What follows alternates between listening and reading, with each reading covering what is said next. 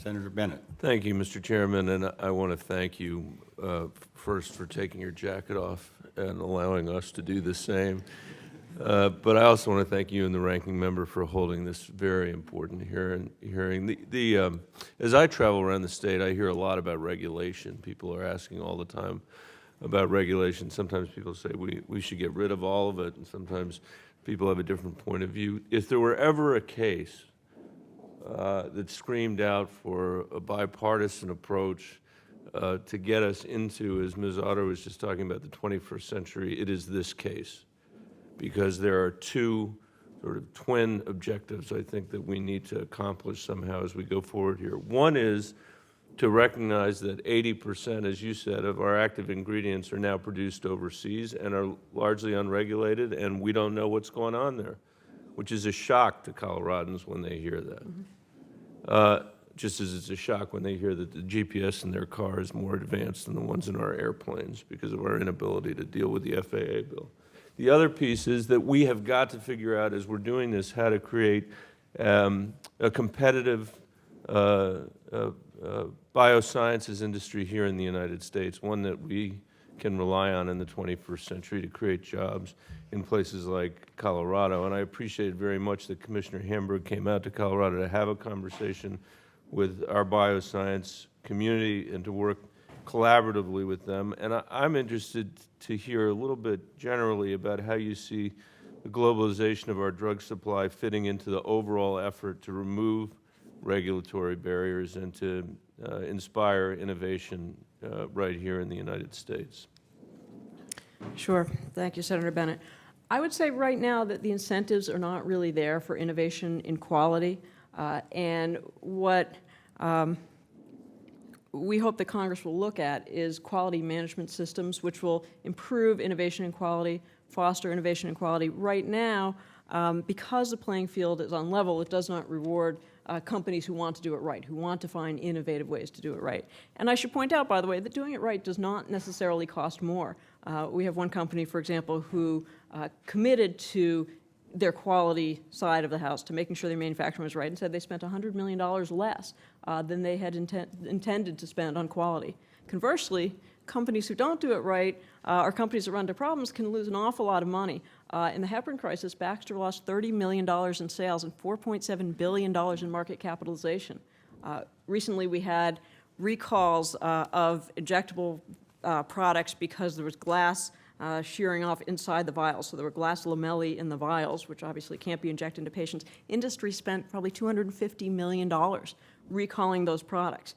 So that's money that they're spending on cleaning up quality issues rather than investing in new products and being innovative. So we think actually leveling the playing field and putting in place a modern system can help a great deal in innovation and competitiveness.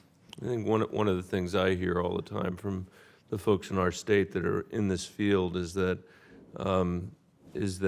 other countries also are having to grapple with this question as well and are modernizing their regulatory agencies to be able to be more responsive than they've historically been. And I wonder if you could talk in that context a little bit about something else you mentioned in your testimony, which was the harmonization of the international regime.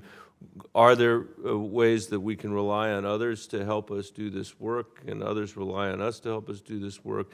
How do we make sure that we've got a global regulatory system that can actually manage this problem? Yeah, by all means. And the Pathway to Global Product Safety and Quality report, I think, makes crystal clear FDA's recognition that we simply can't do it alone and that we need to work together with our counterparts, that we need to form global coalitions of regulators. To some extent, that means harmonizing standards. To some extent, it means simply being able to rely on each other. And this has great benefits for industry as well. It leads to fewer inspections, streamlined requirements, and if we're able to reach more companies around the world, it effectively minimizes what we have now, which is a competitive advantage of noncompliance. Companies who choose to skirt the law can do so beyond regulators' reach, and thereby make more money by doing it poorly. Working together with our counterparts, harmonizing and collaborating is a way that we can level that playing field and we can improve quality overall.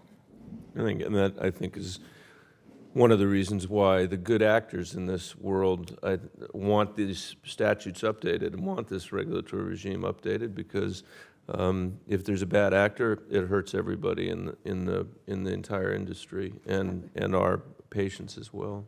Thank you for your testimony. Thank you, Mr. Chairman. Yes, Senator Bennet.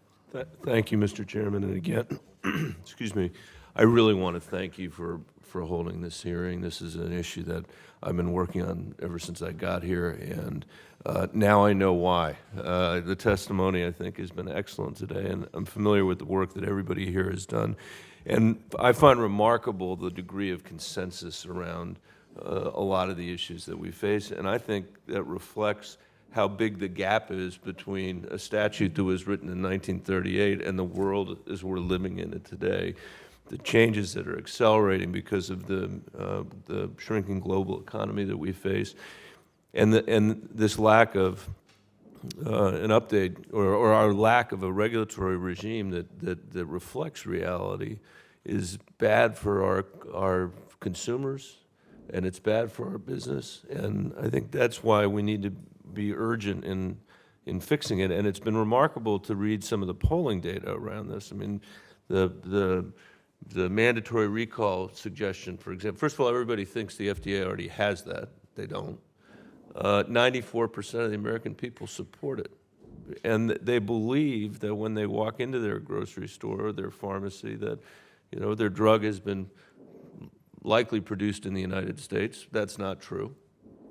And they believe that somebody has looked at it to make sure that it's safe. That's not true either. In fact, what we've learned from the testimony today is that even if we discover that there's a problem, it's hard to track it down to the source in China. So there's a lot of work to do here, and whatever I can do to help you with it, I want to do. I'd like to ask Mr. Cockle first and then let anybody else on the panel answer it. I just have one question.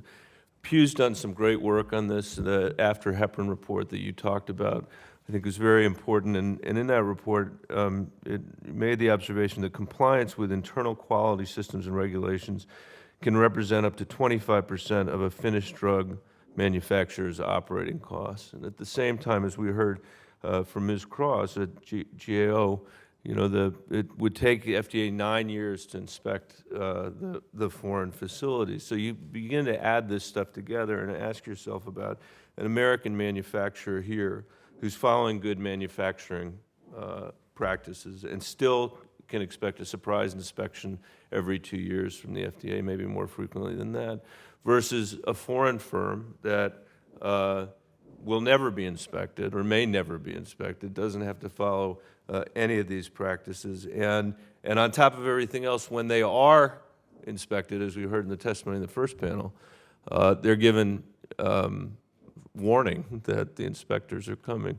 Mr. Cockle, what do you think the 3 or 4 most important things we can do are to level this playing field and make sure that we are protecting both the safety of our citizens, which is the most important thing, and also the playing field for American business, which is a vitally important part of our economy?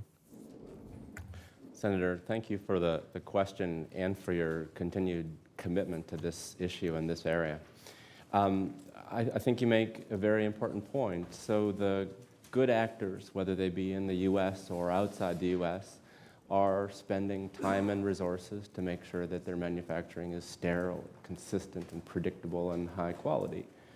And so if you have somebody out there who's tempted to cut corners and not do things to a high standard, and there's no chance that anyone's going to show up and hold them to the high standard, then they can do that. And so that does create an uneven playing field.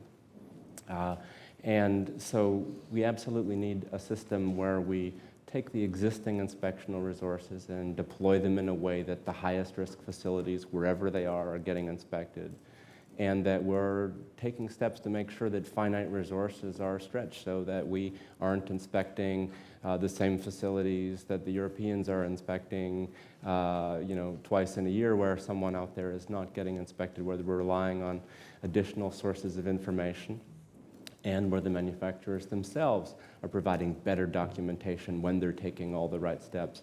And again, if you're an importer and you have something coming into the country, it costs you money if it sits there in the customs.